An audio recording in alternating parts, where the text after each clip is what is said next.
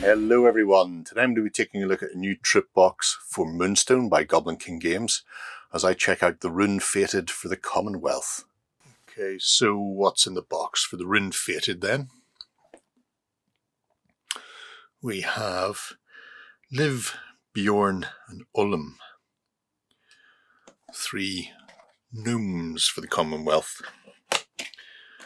Inside the box, we get a bag with resin. We also get cards and bases. Looks like 2 30s and a 40 there. It'll tell me on the cards anyway. 40, 30, 30. Yeah. We'll take a look at those in more detail in a moment. But to begin with, little Ullum is in a bag of their own.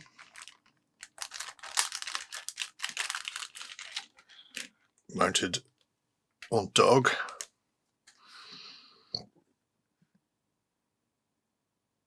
That's a really nice cast on that dog. Mouth open, all the teeth intact. I'll get in close to that in a moment.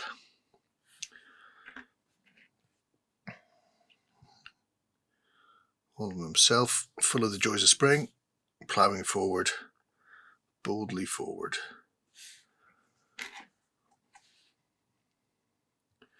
So, 3 piece, or 3 sprues rather, to get the full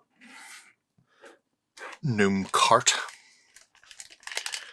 Bjorn and Liv then are more typical. Single sprue with all the goodness on it. Liv looks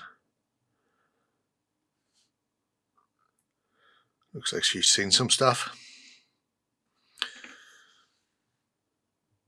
Bjorn thundering forward, horn in one hand, axe in the other, and presumably a throwing axe somewhere nearby.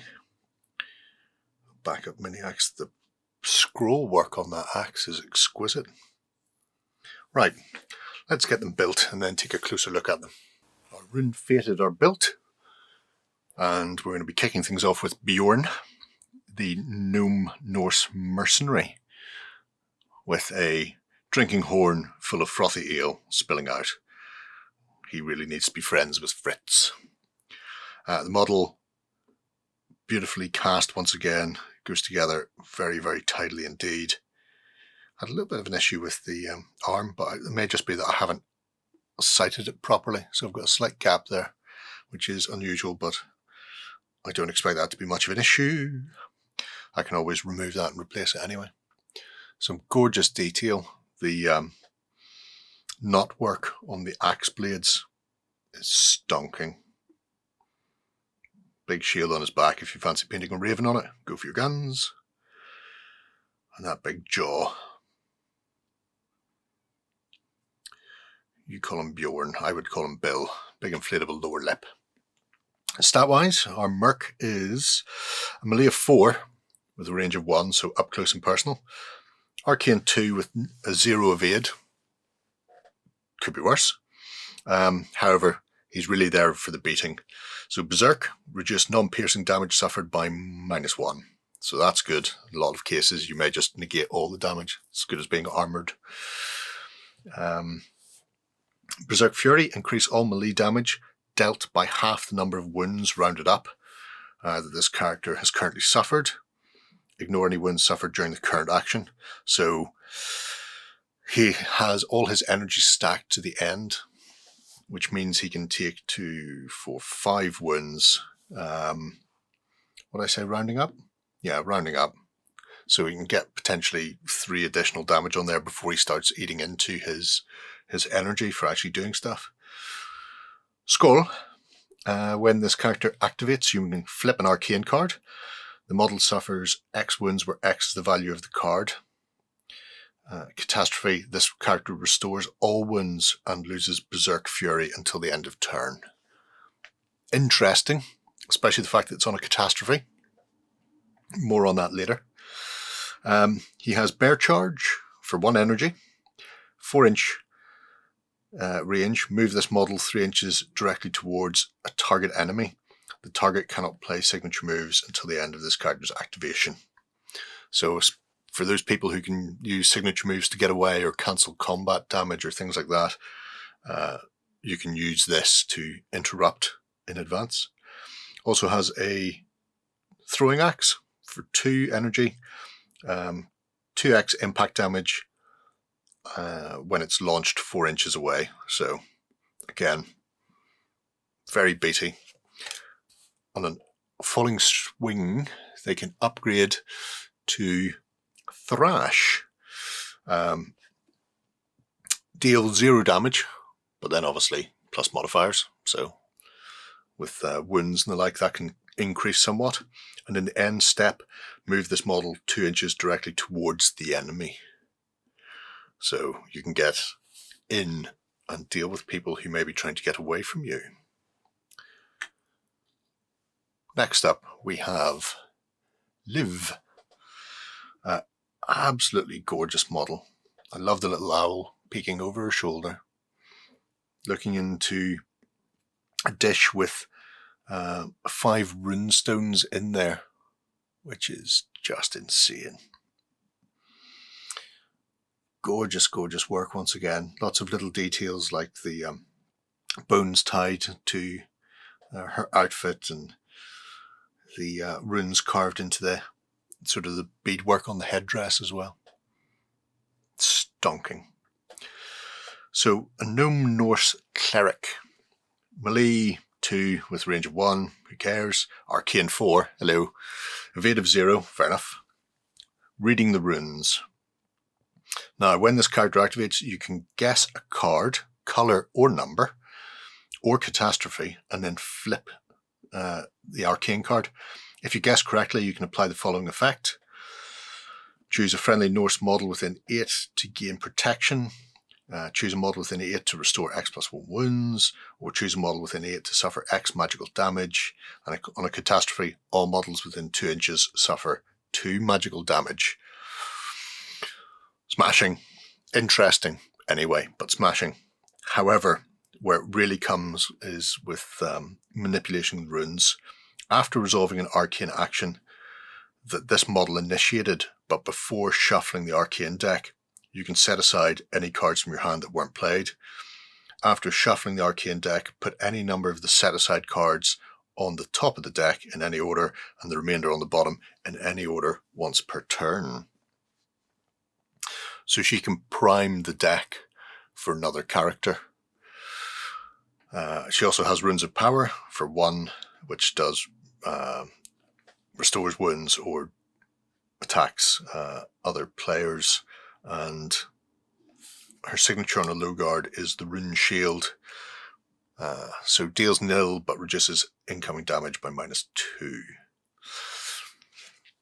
So she's quite tasty. If we throw in then Ollum, who's an absolutely cracking character. I love the bouncing cart filled with potions. It's not even on the deck, it's just frolicking behind him as he comes bounding down the road towards you. Clinging on, I would say for dear life, but he seems to be having a whale of a time. Again, really, really nice model. Part and parcel to what Runestone or Moonstone is really. Sorry, I'm so Rune Fated at the moment, giving it new names. So Ollum, Norse noble, animal, and a gnome. So covering quite a lot of characteristics there. Melee of 3 with 1 inch range and an arcane of 4 with an evade. He has Valhalla. When another friendly Norse or young Jack model within 6 inches starts a jog action, it can move an additional +2 inches, provided this move ends with the character engaging an enemy. Models with slow are still limited to 2 inches. Look of Innocence. When an enemy targets this character with an action, they must discard 1 energy, or the action is cancelled. So is going to cost your opponent to remove him. Fortunate. 1. Once per turn, you can look at the top 3 cards of the arcane deck and put any number on the top of the deck in any order and the remainder on the bottom of the deck in any order. Well, isn't that interesting? And then Buttermilk Elixir for 2 energy. Target restores wounds, or a Norse or gnome gains +1 energy. So right away you can see the synergy between Liv and Ullum. He can stack the deck, and then if Liv is coming next, then obviously you know what's going to be. All you really need to do is make sure that you've got at least 2 cards there, so your opponent is into the next one. Or it forces them to try and burn through the deck in advance. But then it also means that you can be sitting there with catastrophes or whatever it happens to be and putting them into his hand. And yeah, a lot of stuff you can start to manipulate the deck with. And there's a few other Commonwealth figures that are very similar. So signature move is Fetch. Upgrade for low guard, same as Liv. Dealing nil damage. However, in the end step, you can choose a friendly Norse or young Jack within 4 inches of an enemy. Move that friendly character 3 inches directly towards the enemy. If the chosen friendly character is now engaging the enemy, then this model may move 3 inches directly away from the enemy model. So when somebody does come to try and put pay to your shenanigans, you can replace Ullum with somebody who's more capable in a fight. Potentially a Bjorn Berserker. So there we have it. Some Norse gnomes riding into action for the Commonwealth. Interesting little box set. I believe some of the previous releases, like the Nordic Princess, has gone back and actually had the Norse keyword added to her. If memory serves, she didn't have that before. But it gives a whole new way to play the gnomes as a faction within the Commonwealth. You're no longer as restricted into how you get them on the board and the role they play. It changes up the dynamic in the Commonwealth quite a bit as well, especially with the sort of card milling that they bring in. So yeah, some really interesting combinations and synergies for the Commonwealth thanks to some Nordic gnomes.